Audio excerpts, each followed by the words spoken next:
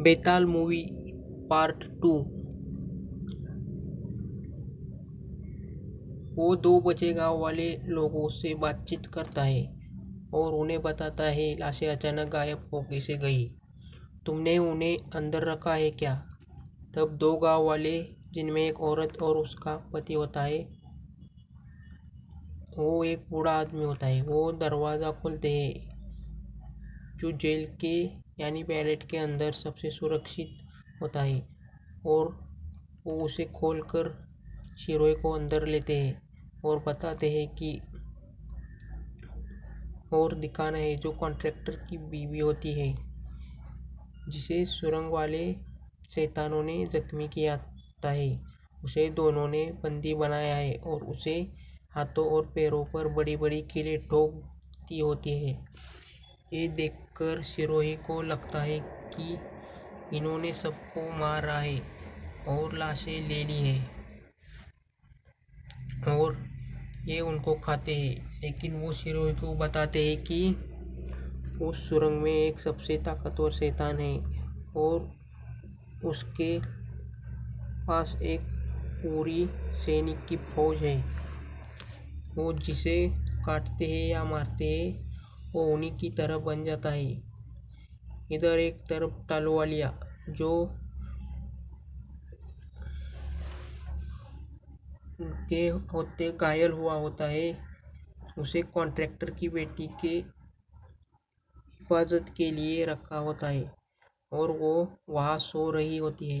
तालूवालिया धीरे धीरे शैतान बन रहा होता है और वो उसे के कमरे के बाहर होता है और पहरा दे रहा होता है। तभी शिरोए वहाँ आता है और तालूवालिया को वहाँ से ले जाता है। वो औरत शिरोए को बताती है कि कर्नल ही बेताल है। बैरेट के बाहर जो उन्होंने बबूत जमीन पर डाली है और पुतले जलाए हैं, मंत्र फूका है, उसी की वजह से शैतानी सैनिक अब तक यहाँ तक नहीं आए। वो अभी अभी जंगल में भूखे जानवरों की तरह भटक रहे हैं। तब शिरोई उस कमरे से बाहर जाता है और उस एक घायल सैनिक की लाश को काटकर मार देता है और उसे जलाता है। तभी त्यागी को एक किताब मिल जाती है। उसमें उस कर्नल के बारे में लिखा होता है और वो उसे पढ़ रही होती है। कॉन्ट्रैक्टर उसे देखता है। दूसरी तरफ सिरोही घायल तलवालिया को कमरे से दूर तहखाने में ले जाता है और उसकी हालत और उसके जख्म को देखता है। उसकी हालत बिगड़ रही होती है। सिरोही उसे मारने के लिए इंजेक्शन दे रहा होता है। तभी दूसरा मिलिटेंट, जो उस टालूवालिया का भाई होता है, वो आकर उसे रोकता है और टालूवालिया को वहाँ से ले जाता है और सिरोही को बांध देता है। तभी वो जो पहले घायल हुए 2 मिलिटेंट होते हैं, जिन्होंने एक सैनिक को मारा होता है, उनकी लाश ठिकाने लगाने गया था। दोनों अचानक से छत पर रेंगते रेंगते कॉन्ट्रैक्टर की बेटी सानवी के पास आ जाते हैं। वो लड़की चिल्लाने लगती है। वो उसे ले जा रहे होते हैं। तभी लड़की भागती है। तभी वहाँ सिरोही आता है, उसका ध्यान भटाकर लड़की को वहाँ से ले जाता है और मिलिटेंट, जो अब शैतान बन चुके हैं, उसी कमरे में बंद कर देता है और उस गांव की औरत की मदद से दरवाजे को रॉड डालकर बंद कर देता है। अब सभी मिलिटेंट, उसका भाई कॉन्ट्रैक्टर, उसकी बेटी सानवी, त्यागी मिलिटेंट और टालूवालिया एक हॉल में चर्चा कर रहे होते हैं। तब शिरोई टालूवालिया के भाई को, जो मिलिटेंट होता है, उसे टालूवालिया की पल्स यानी नब्ज चेक करने के लिए कहता है, लेकिन वो शिरोही को ही पागल बताकर उस पर गन तानता है, क्योंकि वो शिरोही से नफरत करता था। पहले से उसे लगता था शिरोही पागल हुआ है।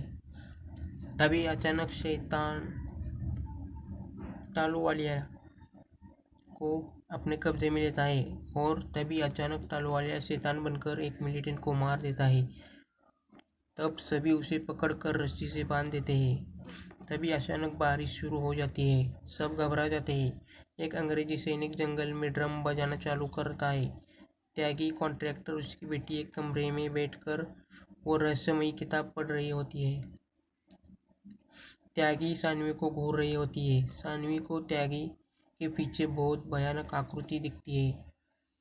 सानवी घबराकर उसके पापा को बताती है पर उसे कुछ नहीं दिखता। वो वहाँ से चली जाती है। तभी अचानक शैतानी सैनिक बैरेट पर हमला करते हैं, दरवाज़ा तोड़ने का प्रयास करते हैं।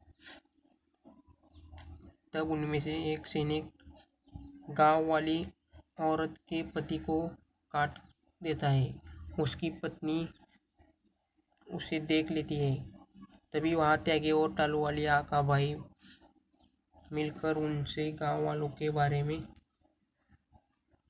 पूछ रहे होते हैं। शिरोई अपनी एक मिलिटेंट जो एक औरत है, आलू उसका नाम होता है, उसे सानवी को सबसे सुरक्षित कमरे में ले जाने के लिए कहता है।